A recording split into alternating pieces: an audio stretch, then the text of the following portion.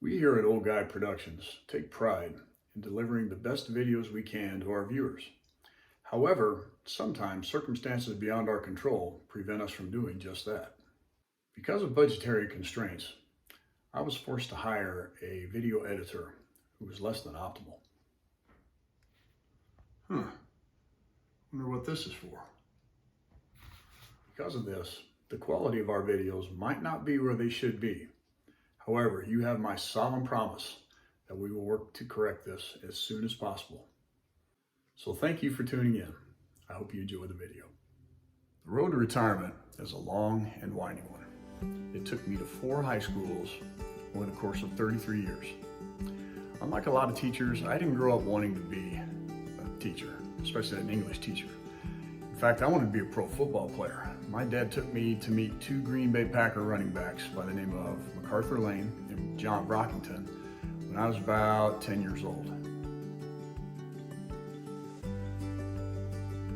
And they looked like Greek gods to me. They shook my hand, they signed my stuff, and I thought, man, this is what I want to do. Well, I didn't quite make it to the NFL, but I did make it to college. And when I got to college, I started tutoring students for one of my professors, and I was hooked. I thought, this is the greatest profession in the world. And since that time, I wanted to be an English teacher. I graduated from Eureka College in 1986. After I graduated, I went to Vandalia High School, and I was there from 1986 to 1988. I left Vandalia for the Chicago suburbs, and I went to West Aurora, and I was there for 1 year, from 1988 to 1989. After West Aurora, I got a job at Lake Zurich High School.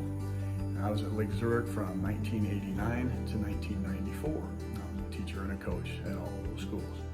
And then I finally became a Glenbard North Panther in 1994, and I stayed there for 25 years until I retired in 2019. Most people don't know that teachers sign their retirement papers in the state of Illinois 4 years before they actually retire. So that meant I had 4 long years to dream about what my retirement was going to be like. The problem with that is your actual retirement is not the same as your imagined retirement.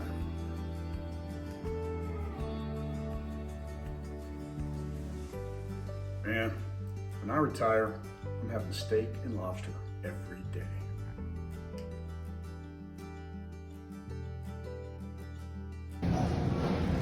Oh, they got my yogurt.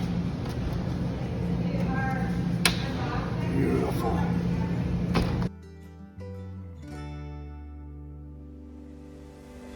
What do you mean go to bed? The night is young. Who's up for Gladiator?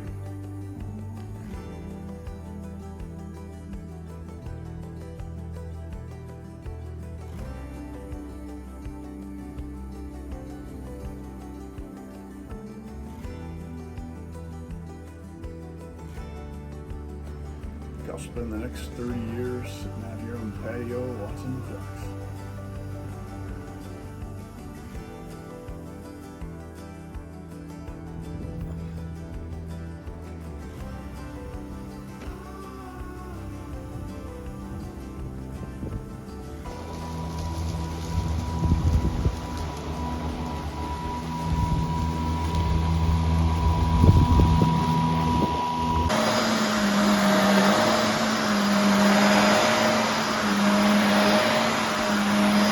After I got through my recent health scares, I started to think about what makes a happy retirement and a happy life in general. And 2 things jumped out at me: passion and purpose.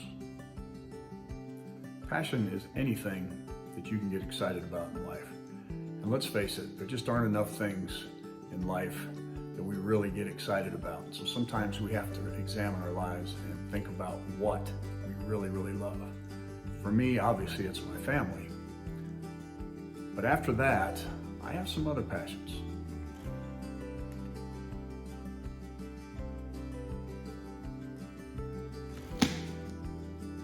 I read this book every year. It's still the greatest book I've ever read. I also love TV and movies. I have not seen Braveheart 20 times, 18 at the most. And finally, I have a passing interest in a certain football team from the South.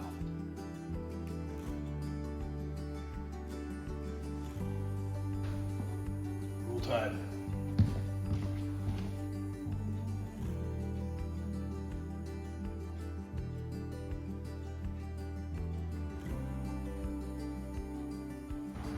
Roll Tide, roll.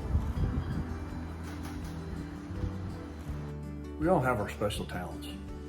I saw a guy lick his elbow once. But no matter how talented, beautiful, or wealthy you may or may not be, I believe we all share one common purpose, and that is to ease the burden of our fellow man. That can mean anything from calling your grandparents, visiting a nursing home, volunteering at a local school. When's the last time you took your folks out for dinner? I'd give anything to take my mom or my dad out to dinner tonight. I lost my mom 4 years ago. She passed away on my birthday. And I lost my dad last year. And I'd give anything to just hug them one more time and tell them how much they meant to me. You don't have to look too hard in this world to find somebody who could really use a pick-me-up. So do that at least once a day.